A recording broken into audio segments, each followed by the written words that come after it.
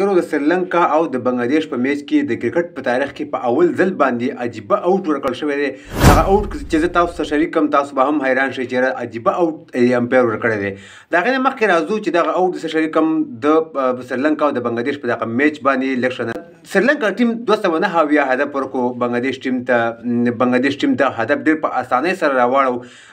بنگلاديش ټیم په سټارټ کې 2 لوبغاړي زر اوټ شو، بیا شکیب الحسن او شانتو 109 پارتنرشپ د خپل ټیم لپاره جوړ کړو چې دوه پکې نیمه سلیزي موالي او بنگلاديش ټیم دغه میچ په 1.3 اوورو کې پوره کړو.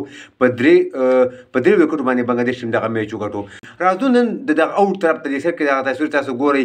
سریلانکا بیټسمین دی چې کله بیټینګ ته راغی هغه د هیلمټ دا پټه شکېدلې وه، نو هغه هیلمټ یې چینج کوو واپس کوو چې کله بل هیلمټ راوغوښتو نو شکیب الحسن چې دی امپیر ته ګیله وکړه، شکایت یې ورته وکړو چې یاره مطلب متې ټیم خرابوي او د ټیم خرابول زموږ په بالینګ باندې نقصان پرېوځي چې مطلب ټیم اوټ کېږي نو ICC وايي موږ باندې به جرمانه لګوي. نو په دې کې امپیر اوټ ورکړی دی. امپیر چې اوټ ورکړی متې زه حیران شوی چې دا ولې امپیر اوټ ورکړو، داسې اوټ خو دا موږ کله نه دی لیدلی. زه راغی شکیب الحسن ته یې ویل چې شکیب الحسن ته بېرته امپیر ته ویې چې مطلب دغه اوټ بېرته واپس کړي، دغه کوم اوټ چې امپیر وکړی دغه موږ چې ته په انټرنیشنل قانون کې بالکل لیدلی نه دی.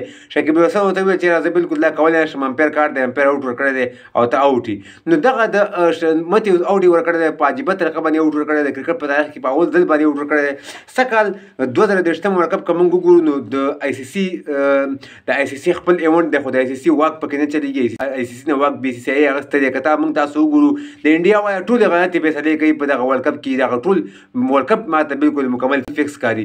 د سریلانکا بیټسمین د متې اوټ تاسو سره شریک کړو چې دغه تازه معلومات د جنوب ملګري نه هم خبر شي. او د افغانستان او د استرالیا سبا میچ دی او د افغانستان د استرالیا سره زور حساب کتاب پاتې دی. دغه میچ دغه ویډیو د سره لایک هم کوئ او په کمنټ کې افغانستان زنده باد ولیکئ او انشاءالله افغانستان به دغه میچ ګټي، ځکه چې افغانستان د استرالیا سره زور حساب کتاب پاتې دی. 13 کال د سیریز د نه کولو حساب کتاب پاتې دی. انشاءالله افغانستان به دغه میچ ګټي. د خیر سره موږ په ویډیو جوړه کړې ده پیج کې، پته ده که ملګري وایي چې موږ یې ګورو نو بالکل پیج کې ویډیو په تفصیل سره موږ جوړه کړې ده چې څه کول پکار دي څه کول نه دي پکار. د ویډیو کتلو ډېره مننه. زموږ دغه ویډیو لایک هم کړئ او نور ملګرو سره ضرور شریک کړئ. زموږ پیج سره فالو کړئ د نور کرکټ معلوماتو لپاره. نور ښه وخت ولرئ. د الله په امان.